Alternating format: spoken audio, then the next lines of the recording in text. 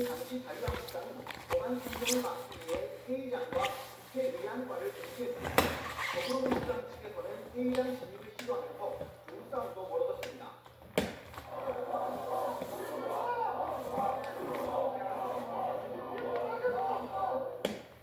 자유한국당 측은 특위위원인 바른미래당 최이배 의원이 회의에 참석하지 못하게 6시간가량 감금하기도 했습니다. 필요하다면 여기 창문을 뚫어서라도 나가야 되는 거 아닌가 싶습니다.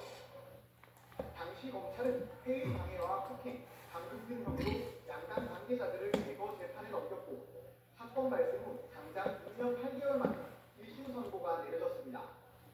징역형은 한 명도 없이 벌금형이나 선고유예만 선고됐고 특히 여야 현직 의원 8명은 모두 의원직을 유지할 수 있는 형량이 내려졌습니다.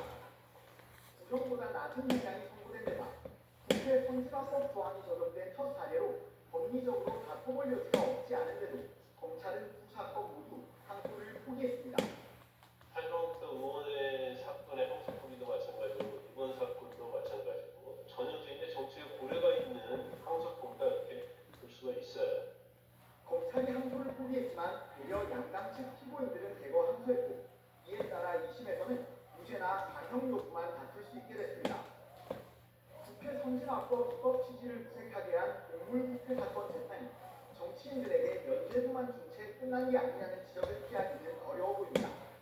YTN 양동훈입니다.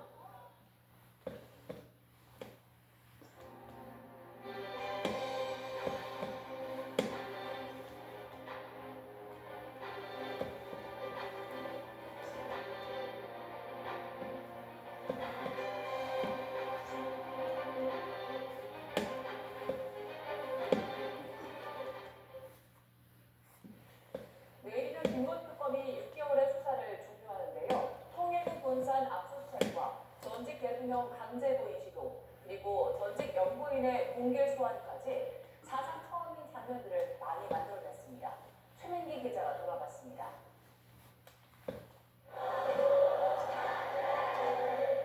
하얀 상의에 검은 바지를 입은 사람들이 둥글게 모여 박수를 치고 노래를 부릅니다. 지난 7월 특검이 통일교 본산인 경기 가평군 천정동 압수수색에 나서자 기도에 나선 신부들입니다. 당시 특검이 협조받아 동원한 경찰 기동대만 7개, 1,000명이 훌쩍 넘는 인원입니다. 수사기관이 강제 수사를 위해 통일교 성지에 진입한 건 최초와 만반의 대비를 가졌지만 영장은 큰 충돌 없이 집행됐습니다.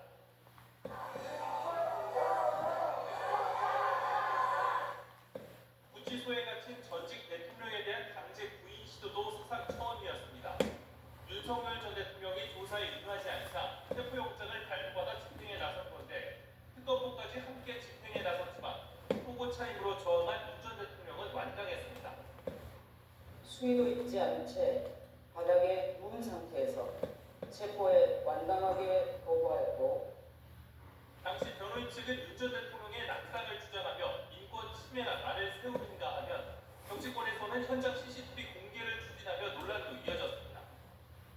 팔을 잡아당겨가지고 팔이 영자라든지 이런 것들이 뭐 계속 풍속을 고소하셔가지고 무엇보다 전직 영부인의 공개 소환과 구속, 기소와 재판이 모두 헌정사상 유례없는 일이었습니다.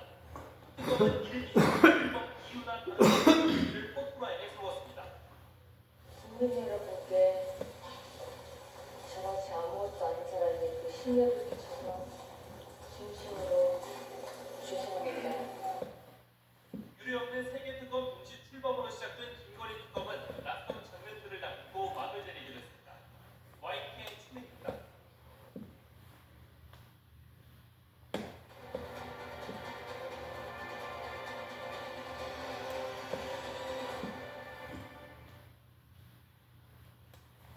윤석열 전 대통령의 의대 증언이 불러왔던 극한의 의정 갈등은 올해 새 정부가 들어서고 증언 정책이 원점으로 돌아가면서 진정됐습니다.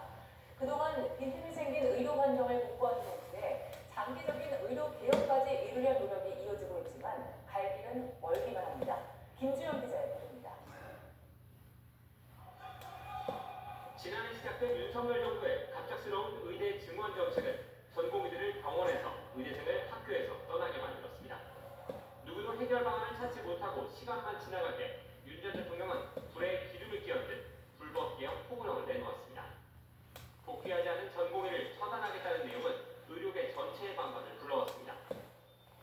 신임을 잃은 윤 전 대통령 대신 정부가 나서 사과를 했지만 호소령 내용으로 상처를 받은 전공의 분들과 의료진 여러분들께 진심 어린 유감과 위로의 말씀을 드립니다. 최종 결정권자 없이 내놓은 약속들은 의료계와 국민 모두의 신뢰를 얻지 못했습니다.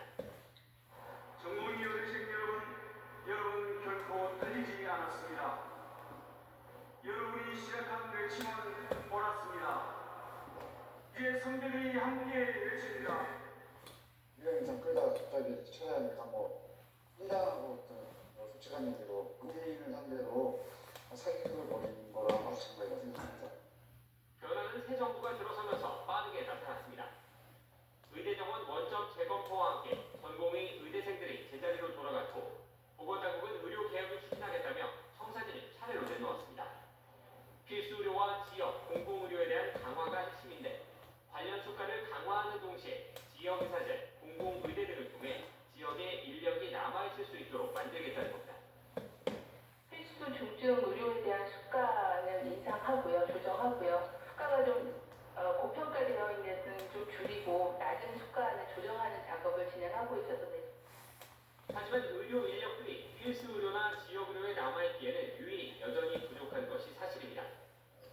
응급실 뺑뺑이, 전공의 수련 환경 개선, 수천 명이 몰려있는 의대생 교육 등 문제점은 뚜렷하지만 해결책은 간단치 않은 사안도 많습니다. 한정된 예산 안에서 정책의 우선순위가 중요해지는 셈입니다.